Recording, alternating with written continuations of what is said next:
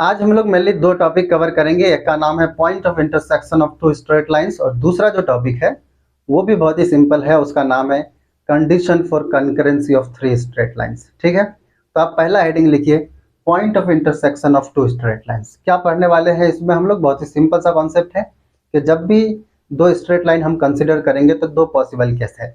हो सकता है दोनों स्ट्रेट लाइन पैरेलल हो। जब दोनों पैरेलल होगा तो कोई पॉइंट ऑफ इंटरसेक्शन मिलेगा नहीं। और अगर दोनों स्ट्रेट लाइन पैरेलल नहीं है, इसका मतलब इंटरसेक्टिंग है। तो जब भी दो स्ट्रेट लाइन इंटरसेक्ट करेगा तो एक कॉमन पॉइंट से गुजरेगा, जिस पॉइंट को हम पॉइंट ऑफ इंटरसेक्शन कहेंगे। अगर दोनों स्ट्रेट लाइन का इक्वेशन आपको दे दिया जाए, तब इस पॉइंट ऑफ इंटरसेक्शन का एक्स और वाई कोऑर्डिनेट क्या होगा, हम यही पता करने वाले हैं। ठीक है, तो आप फिगर से देखिए। हम अभी यहाँ पर फिगर बनाते हैं। तो मान लीजिए एक स्ट्रेट लाइन ये है और ये दूसरा स्ट्रेट लाइन है, ये नंबर 1, ये नंबर 2। दोनों स्ट्रेट लाइन एक पॉइंट P पर इंटरसेक्ट किया। अब इन दोनों स्ट्रेट लाइन का इक्वेशन इस तरह से दिया हुआ है। एक का इक्वेशन है a1x plus b1y plus c1 बराबर 0, और दूसरा लाइन का इक्वेशन है a2x plus b2y plus c2 is equal to 0। ठीक है, ये दूसरा लाइन है। अब इन दोनों लाइन का जो इक्वेशन है, इन दोनों को अगर हम सॉल्व करेंगे तो सॉल्व करने के बाद जो x और y की वैल्यू आएगी, एक्चुअली में वो पॉइंट P का x और y कोऑर्डिनेट होगा। तो इसीलिए हम इन दोनों को सॉल्व करेंगे और उसके बाद x और y निकालेंगे, और जो x और y निकलेगा वही पॉइंट ऑफ इंटरसेक्शन होगा। ठीक है, समझ में आ गया?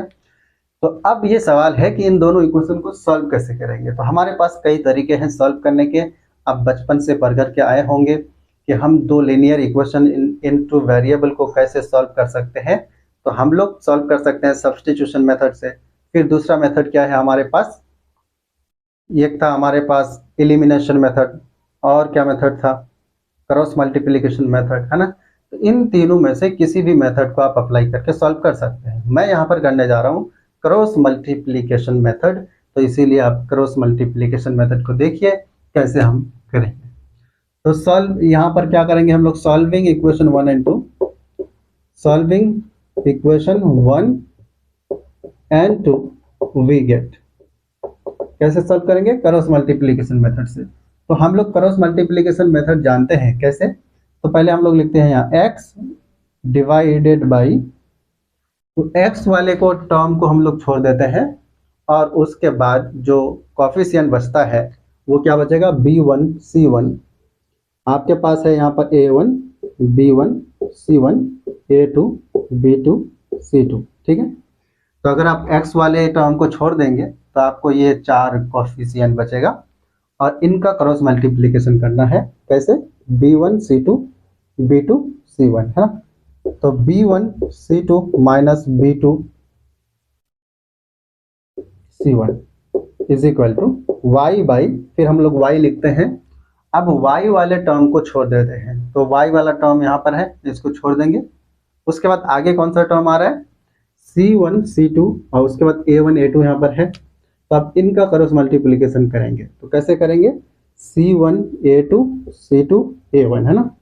तो c1 a2 minus c2 a1, इस तरह से। उसके बाद 1 लिखेंगे, और उसके बाद क्रॉस मल्टीप्लाई कैसे करेंगे? तभी कांस्टेंट टर्म्स को छोड़ देंगे और बाकी जो कोफिशिएंट बचेगा उसका क्रॉस मल्टीप्लिकेशन करेंगे। तो c1 और c2 को छोड़ दो, a1 b2 a2 b1 का cross multiplication, a1 b2 minus a2 b1 हो गया क्रॉस मल्टीप्लिकेशन। अगर आपको इतना मेथड पता है तो आगे समझने में कोई दिक्कत नहीं होने वाली है। समझ में आ रहा है? चलो ठीक है। अब कोई बोलेगा कि भाई सॉल्व करो कैसे आगे, तो आप इसको 1 मान लो, इसको 2 मान लो, और इसको 3 मान लो। तीनों एक्सप्रेशन को हमने नंबरिंग कर दिया। अब क्या करेंगे? Expression from 1 and 3 we get. अगर आप 1 और 3 को इक्वल कर देंगे, इक्वल टू का साइन तो है ना। तो इन दोनों को इक्वल करेंगे तो यहाँ से x निकल जाएगा। तो x कितना निकलेगा? तो इस नीचे वाले टर्म को उधर भेज दो, तो ये हो जाएगा x बराबर b1 c2 minus b2 c1 divided by a1 b2 minus a2 b1। समझ में आ गया? उसके बाद आपको y निकालना है। तो कैसे निकालेंगे? तो y निकालने के लिए आप क्या करो, from 2 and 3, from 2 and 3 we get क्या मिलेगा? तो यहां से इसको उधर भेज दो तो y मिल जाएगा। तो y बराबर आपको मिलेगा C1A2 minus C2A1 divided by A1B2 minus A2B1। ठीक है, तो x और y मिल गया आपको। जब x और y आपको मिल गया तो अब आपको क्या करना है, पॉइंट P का x और y कोऑर्डिनेट आपको बताना था। तो ये हो गया पॉइंट P का x कोऑर्डिनेट और ये हो गया y कोऑर्डिनेट। समझ में आ गया? तो hence the point of intersection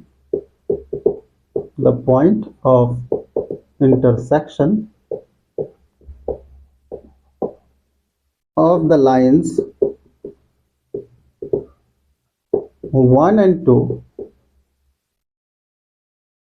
is क्या हो जाएगा? तो पॉइंट P का x और y कोऑर्डिनेट हम लोग को मिला, यहाँ पर लिख देते हैं। x कोऑर्डिनेट बहुत बड़ा सा मिला, B1C2 minus B2C1, B1C2 minus B2C1 divided by A1B2 minus A2B1, comma y coordinate C1A2 minus C2A1 divided by A1B2 minus A2B1। समझ में आ गया? तो ये मिला आपको पॉइंट ऑफ इंटरसेक्शन दोनों लाइन का। हमने सॉल्व किया क्रॉस मल्टीप्लिकेशन मेथड से। आप किसी भी मेथड से सॉल्व करो, सेम ही रिजल्ट आएगा। ठीक है, चलो तो अब इसको जल्दी जल्दी से छाप लो, मैं इसको मिटा देता हूँ।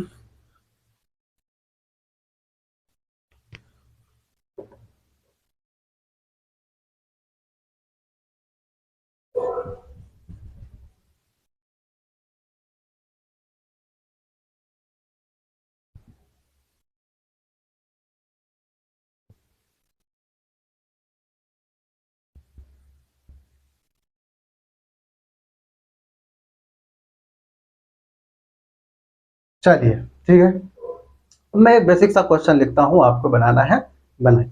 ठीक है, देखिए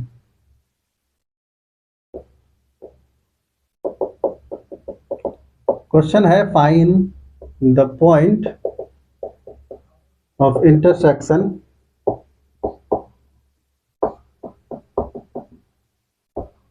of the lines, find the point of intersection of the lines 3x plus 4y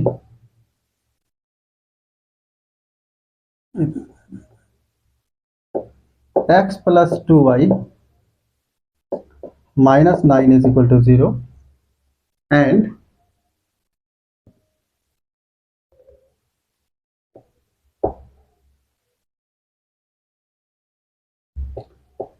five X minus 2y plus minus 3 is equal to 0।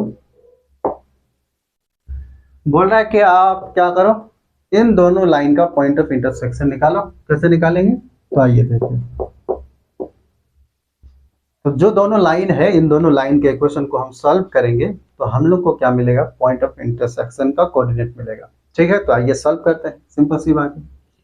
तो देखिए पहला तो आपको ये है, the given equations of the straight lines are. आपको क्या क्या इक्वेशन दिया हुआ है? एक दिया हुआ है x plus 2y minus 9 is equal to 0 and दूसरा, इसको आप 1 मान लो। ठीक है, दूसरा क्या दिया हुआ है, 5x माइनस 2y माइनस 3 बराबर 0, इसको आप दूसरा मान लो। अब इन दोनों को सॉल्व करने के भी कई तरीके हैं, cross multiplication method, elimination method, substitution method, कोई भी आप लगा दो। मैं अभी करने जा रहा हूँ एलिमिनेशन मेथड। ठीक है, तो एलिमिनेशन मेथड लगाओ सॉल्यूशन। तो solving equation 1 and 2 by elimination.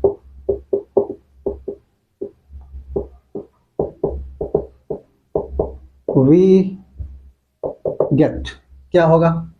तो देखो, अब एलिमिनेशन मेथड, पहला इक्वेशन है हमारे पास x प्लस 2y माइनस 9 बराबर 0। दूसरा इक्वेशन है 5x माइनस 2y माइनस 3 बराबर 0। अब इन दोनों इक्वेशन को आप चाहें तो जोड़ सकते हैं, घटा भी सकते हैं, ठीक है, जिससे कोई भी एक वेरिएबल एलिमिनेट हो जाए। तो अगर कोई यहाँ पर क्या करेंगे, दोनों को अगर हम जोड़ देंगे, ऐड करेंगे, तो 2y कैंसिल हो जाएगा। अब कुछ लोगों को ये मानना है कि कई लोग ये दिमाग में बैठा करके रखते हैं कि हमेशा घटाना है, नहीं है, ऐसा नहीं है। आप घटा भी सकते हैं, जोड़ भी सकते हैं, आप अपनी कन्वीनियंस के हिसाब से काम कर सकते हैं, है ना। तो घटाना जरूरी नहीं है, जोड़ भी सकते हैं। शर्त यह है कि x और y में से कोई एलिमिनेट हो जाना चाहिए, मतलब हट जाना चाहिए, है ना। तो आइए हम क्या करेंगे यहाँ पर, तो यहाँ पर हमको जोड़ेंगे तो x और 5x कितना हो जाएगा, 6x, और ये माइनस 9 3 12 बराबर 0। यहाँ से x बराबर आपको मिला 12/6 यानी 2, ठीक है। तो x आपको कितना मिला, 2 मिला। अब आपको y निकालना है, तो क्या करोगे, तो putting the value of x in any one of these equation we can find out the value of y. Okay, so let's putting the value of x in equation, किसमें पुट करना है, जिसमें करना चाहो कर लो, मैं 1 में ही कर लेता हूँ, है ना। जो इक्वेशन ज्यादा सिंपल हो उसी में ज्यादा पुट करते हैं हम लोग, ताकि कैलकुलेशन सिंप्लीफाइड हो, है ना। तो यहाँ पर देखो, तो x प्लस 2y माइनस 9 बराबर 0 है। तो आप यहाँ से x बराबर 2 रखो, तो 2 रखेंगे, तो आपको y निकालना है, तो y इधर रखो, 2y उधर जाएगा 9, तो 9 प्लस हो जाएगा माइनस x, है ना। तो 9 माइनस x, x कितना है 2, तो ये हो जाएगा आपका 7। तो y आपको कितना मिला, 7 डिवाइडेड बाई 2, ये 2 उधर भेज दिया, है ना। तो आपको ये मिला। तो आपको क्या मिला, पॉइंट ऑफ इंटरसेक्शन x बराबर 2 मिला, और y बराबर कितना मिला, 7/2, सही है। तो hence the point of intersection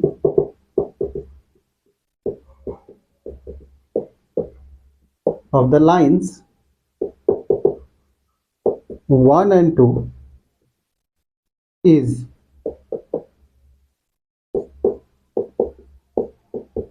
x कितना मिला 2, y कितना मिला 7/2, 2 और ये 7/2, ठीक है। तो आपको समझ में आ गया होगा कैसे पॉइंट ऑफ इंटरसेक्शन निकालते हैं, ठीक है। कई बार आपको दो लाइन का पॉइंट ऑफ इंटरसेक्शन निकालना पड़ सकता है, उस वक्त ये काम आएगा, तो आप इसको याद रखिए, ठीक है। आ जाइए आगे।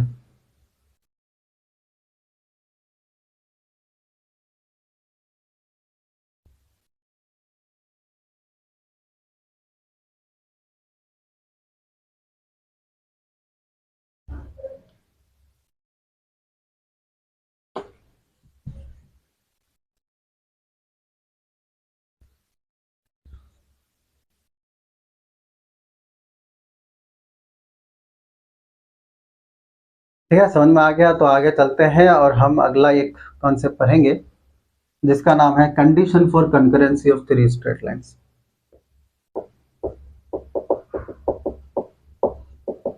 For concurrency of three lines.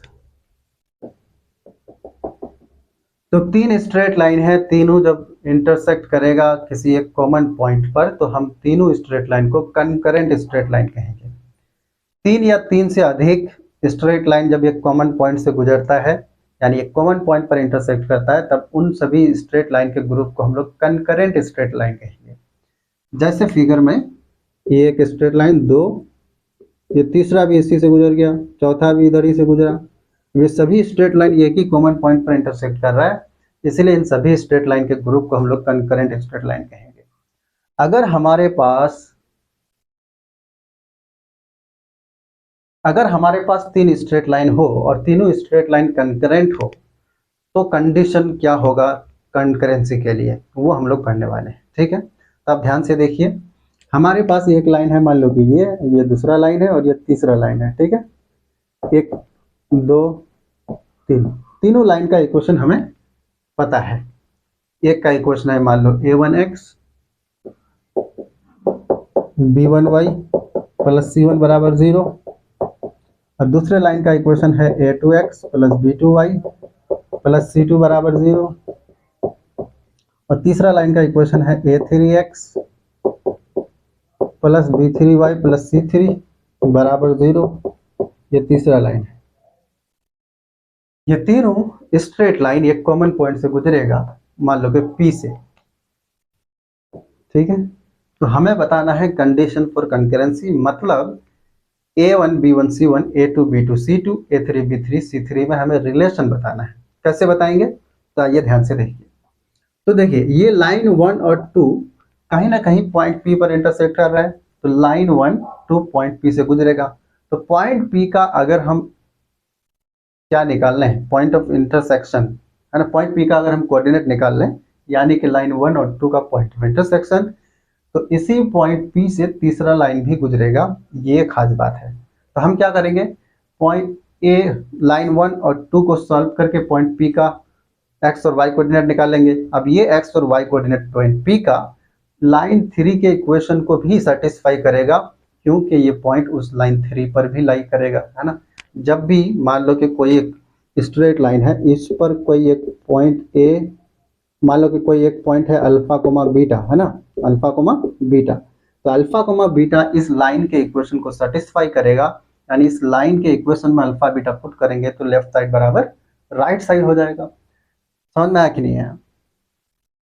तो उसी तरह से क्योंकि ये पॉइंट P इस लाइन 3 पर भी लाई कर रहा है, इसलिए पॉइंट लाइन 3 के इक्वेशन को सेटिस्फाई करेगा। समझ में आ रही है बात।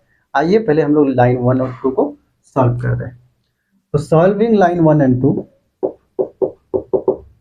Solving equation 1 and 2 we get, solve करो। तो 1 और 2 को सॉल्व करेंगे तो क्या होगा,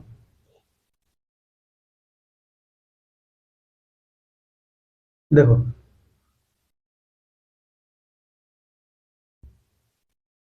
क्रॉस मल्टीप्लिकेशन मेथड से सॉल्व करो, अभी सॉल्व करके बताया था, है ना, कैसे सॉल्व करेंगे। तो यहाँ पर x लिखेंगे और क्या लिखेंगे, b1 c2 minus b2 c1, y लिखेंगे c1 a2 minus c2 a1, फिर 1 लिखेंगे और यहाँ पर लिखेंगे a1 b2 minus a2 b1, है ना। ऐसे ही सॉल्व कर रहे थे। इसका मतलब ये हुआ कि अगर आप x निकालना चाहें तो कितना निकलेगा, इसको और इसको ले लो, तो x निकलेगा आपका b1 c2 minus b2 c1 divided by a1 b2 minus a2 b1, और y क्या निकलेगा, y आपको क्या मिलेगा, y मिलेगा c1 a2 minus c2 a1 divided by a1 b2 minus a2 b1। ठीक है, ये x और y मिलेगा। तो पॉइंट P का हम लोग को ये पॉइंट P का कोऑर्डिनेट मिल गया है x और y। अब x और y कितना मिला, तो ये मिला पॉइंट P का कोऑर्डिनेट, x मिला, y मिला, x कितना मिला, b1 c2 minus b2 c1 a1 b2 minus a2 b1, comma y coordinate मिला c1 a2 minus c2 a1 divided by a1 b2 minus a2 b1, ये आपको मिला point P का coordinate. अब ये पॉइंट P लाइन 3 पर भी लाई कर रहा है, इसलिए लाइन 3 के इक्वेशन को भी सेटिस्फाई करेगा। तो सिंस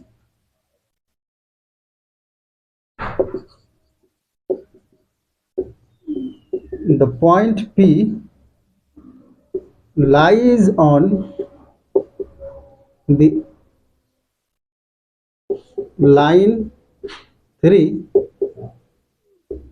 therefore ये उस लाइन के इक्वेशन को सेटिस्फाई करेगा। ये तो तीसरा लाइन क्या है, तीसरा लाइन हमारे पास है a3x plus b3y plus c3 is equal to 0। तो आप यहाँ पर एक्स और वाई की वैल्यू पुट कर दो, तो ये मिलेगा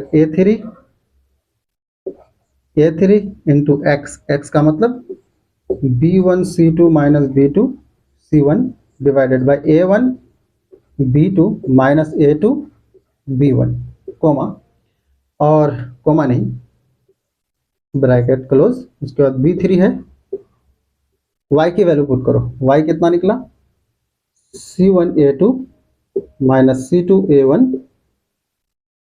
minus C2A1 by A1B2 minus A2B1, फिर उसके बाद plus C3 is equal to 0। समझ में आ गया? तो क्या x और y हट चुका है, a b c यानी A1 B1 C1 A2 B2 C2 A3 B3 C3 में रिलेशन आ चुका है, ठीक है। तो आप जल्दी जल्दी से इसको ऊपर वाले को लिखो, मैं इधर मिटा देता हूँ नीचे।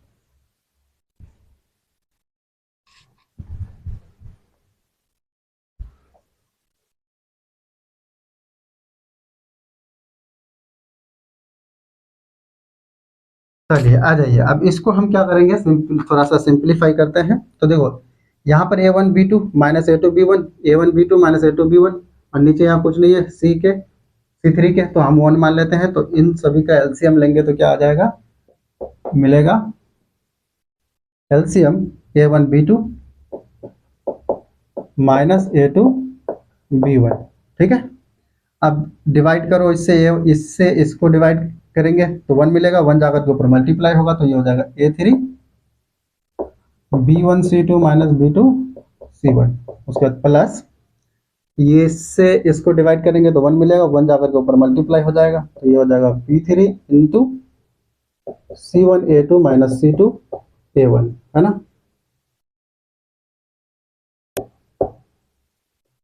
क्लोज ब्रैकेट, उसके प्लस। अब इस पूरे को 1 से डिवाइड करेंगे तो कितना मिलेगा, A1B2 माइनस A2B1, और वो जाकर के ऊपर मल्टीप्लाई हो जाएगा, तो C3 के साथ मल्टीप्लाई होगा A1B2 माइनस A2B1, ठीक है, और ये बराबर 0 है, ठीक है। अब इस क्वांटिटी को उधर भेज देंगे तो उधर जाकर के 0 हो जाएगा, तो हमारे पास बचेगा A3 into B1 C2 minus B2 C1 plus B3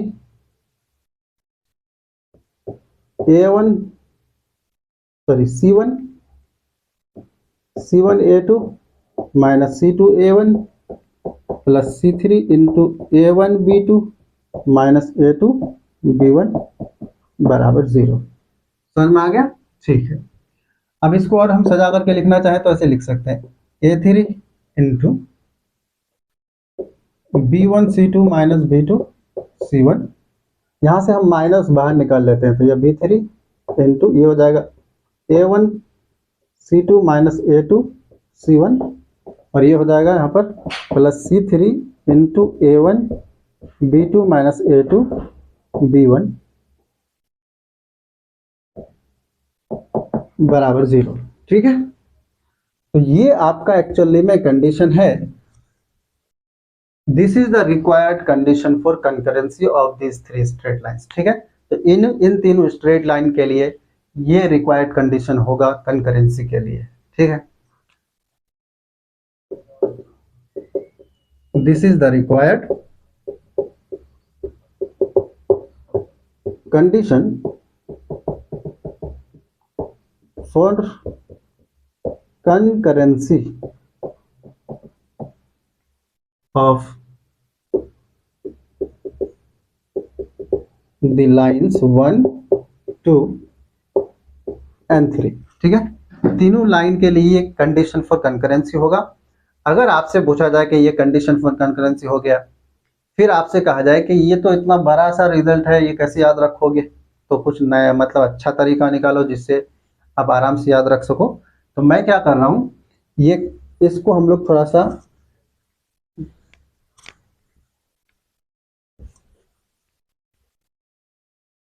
ऐसा फॉर्म में एक्सप्रेस करना चाहते हैं जिससे याद रखना आसान हो, तो हम इसको डिटरमिनेंट के फॉर्म में एक्सप्रेस करना चाहेंगे। तो आइए डिटरमिनेंट के फॉर्म में एक्सप्रेस करते हैं।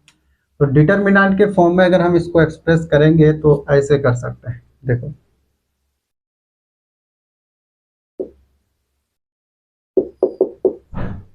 Determinant of A1 B1 C1 A2 B2 C2 A3 B3 C3 is equal to 0। ठीक है, अगर आप डिटर्मिनेंट मैथ में पढ़े हैं तो अच्छी बात है, हालांकि वो क्लास 12th में पढ़ते हैं। अगर आप डिटर्मिनेंट नहीं पढ़े हैं तो आपको यहाँ पर समझने में दिक्कत हो सकती है। फिर भी अगर आप फिजिक्स में बेसिक मैथ पढ़े हैं तो वहाँ पर आप वेक्टर पढ़े होंगे, वेक्टर में वेक्टर प्रोडक्ट पढ़ेंगे, और वेक्टर प्रोडक्ट के कॉन्सेप्ट में हम लोग को डिटर्मिनेंट की ज़रूरत पड़ती है। तो वहाँ पर हो सकता है फिजिक्स वाले जो भी आपके सर हैं वो आपको डिटर्मिनेंट की वैल्यू निकालना बताए होंगे। ठीक है, तो घबराए नहीं, इसको देख करके ये डिटर्मिनेंट है A1 B1 C1 A2 B2 C2 A3 B3 C3 बराबर 0। ठीक है, कुछ अलग नहीं है, ये दोनों सेम ही बात है, यानी इसको हम एक्सपेंड करेंगे, तोड़ेंगे तो ऐसा मिलेगा। ठीक है ना। अब इसकी वैल्यू कैसे निकालते हैं, तो आपको मैं एक क्वेश्चन से बता दूंगा, जब क्वेश्चन लिखेंगे हम तो आपको समझ में आ जाएगा। ठीक है, आ जाइए।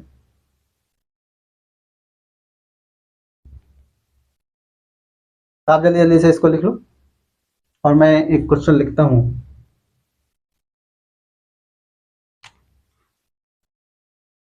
क्वेश्चन नहीं, पहले डिटर्मिनेंट की वैल्यू कैसे निकालते हैं आप सीख लो, है ना। तो देखो,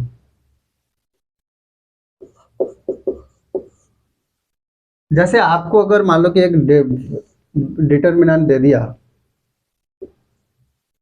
ऐसे करके, आपको डिटर्मिनेंट दिया ए बी सी, ठीक है, एक्स वाई जेड,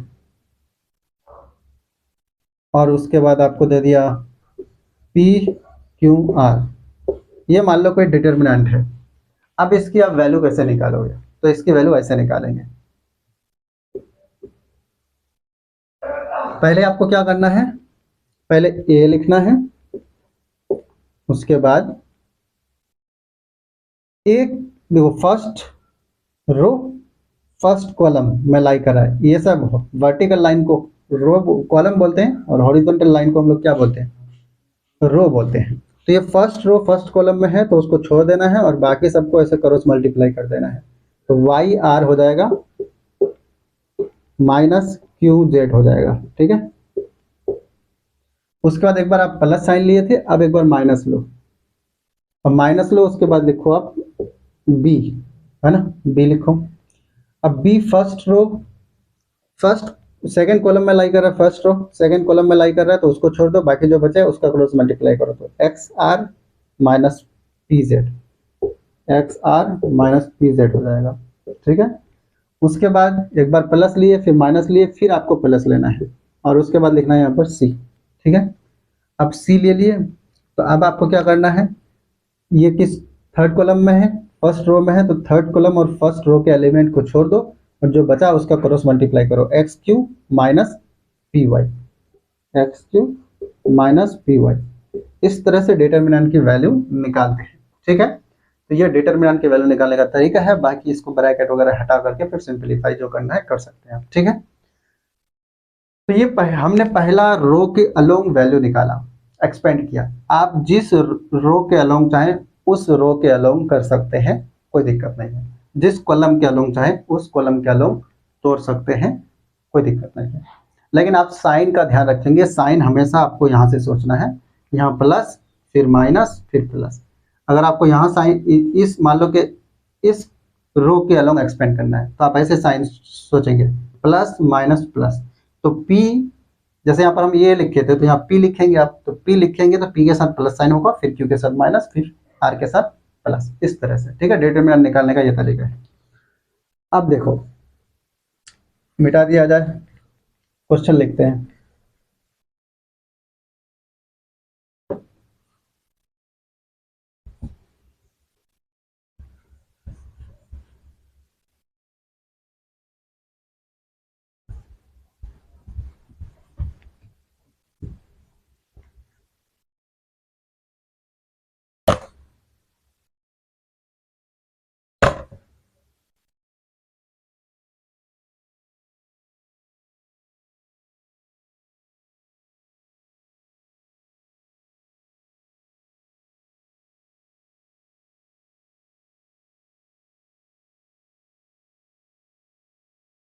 चलिए एक क्वेश्चन लिखिए तो कंकरेंसी से, बहुत ही बेसिक सा सवाल है, कुछ नहीं।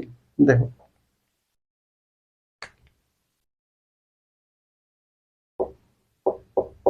बोला कि the lines a1x plus b1y plus c1 is equal to 0, a2x plus b2y plus c2 is equal to 0 and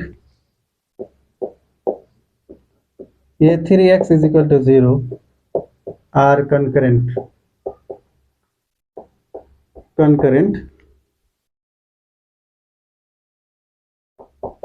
if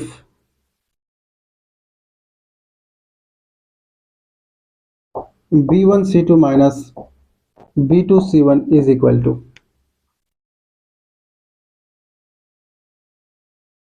option A 10, option B 1, option C 0, option D ना।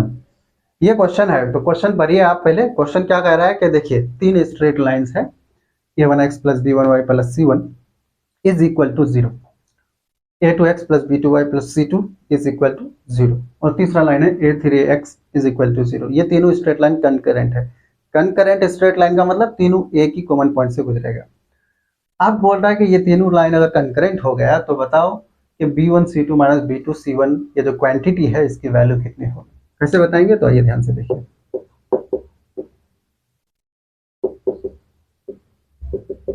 The given equations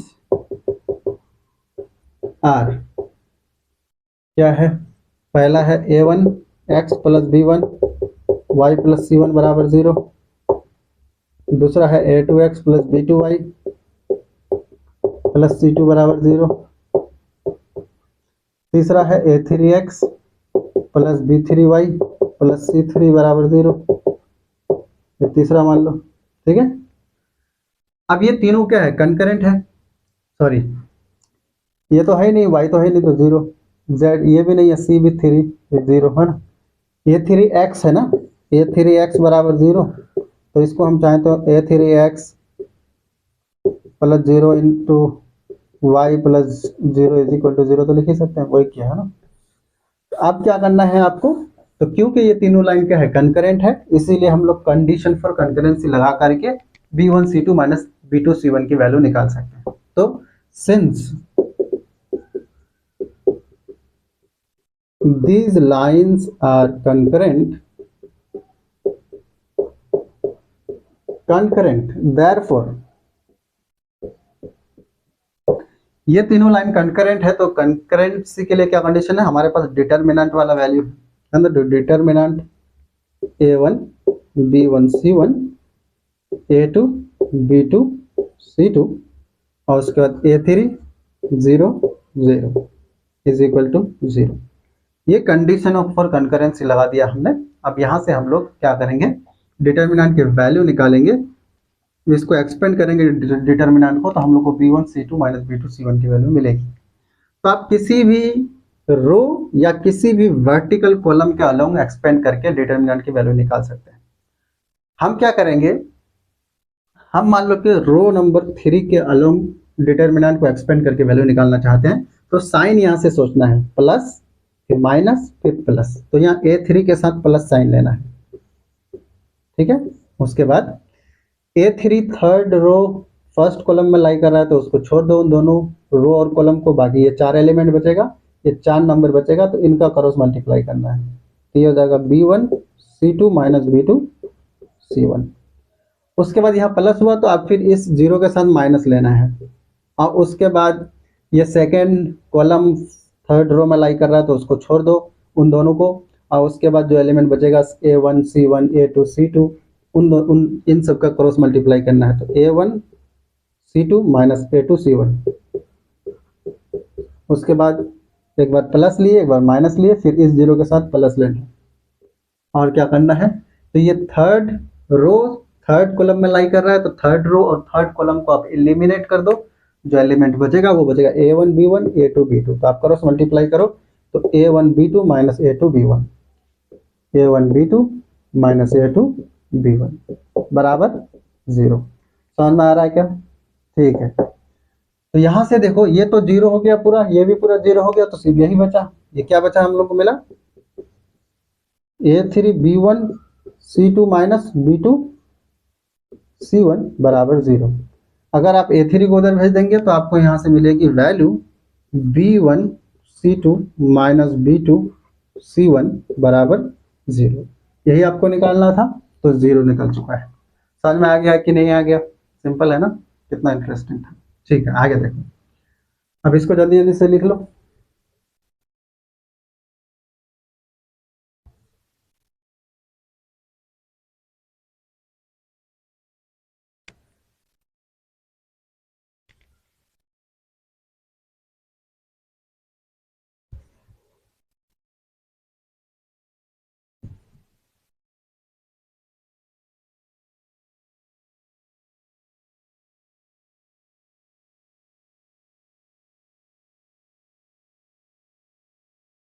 चलिए, समझ में आ गया होगा, मुझे लग रहा है कोई दिक्कत नहीं होनी चाहिए। अब क्या है कि जैसे point of intersection of two straight lines पढ़े हम लोग, तो उसको कहाँ कहाँ यूज कर सकते हैं। आपको लग रहा हो इतना बेसिक सी बात है तो वो जेई का क्वेश्चन बनेगा नहीं, लेकिन जेई का क्वेश्चन डायरेक्टली बनेगा नहीं point of intersection of two straight line के कॉन्सेप्ट से, लेकिन जेई के क्वेश्चन में वो जरूर यूज होगा। जैसे मान लो कि आपको 3 स्ट्रेट लाइन दे देगा, एक स्ट्रेट लाइन, दूसरा स्ट्रेट लाइन दे दिया, तीसरा स्ट्रेट लाइन दे दिया, है ना। अब आपसे बोलेगा कि ये तीनों स्ट्रेट लाइन जब इंटरसेक्ट करेगा एक दूसरे को तो क्या बनेगा? एक ट्रायंगल बनेगा।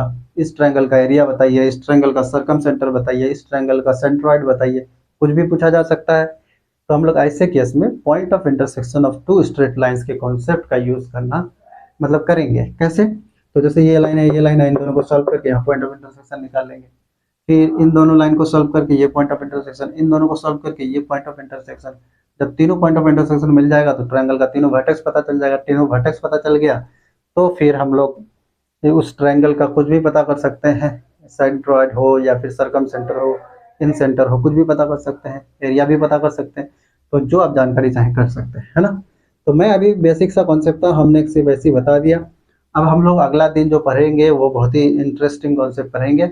आज के लिए इतना ही, नहीं तो लंबा वीडियो हो जाएगा। तो वैसे भी आप रील देखने के ज़माने में है तो ज़्यादा लंबा वीडियो देखने की आदत होगी नहीं, लेकिन आप कुछ सीखना चाहते हैं तो आपके अंदर थोड़ा सा आपको पैशनेटली क्यूरियस होना पड़ेगा। ठीक है, आज के लिए इतना ही।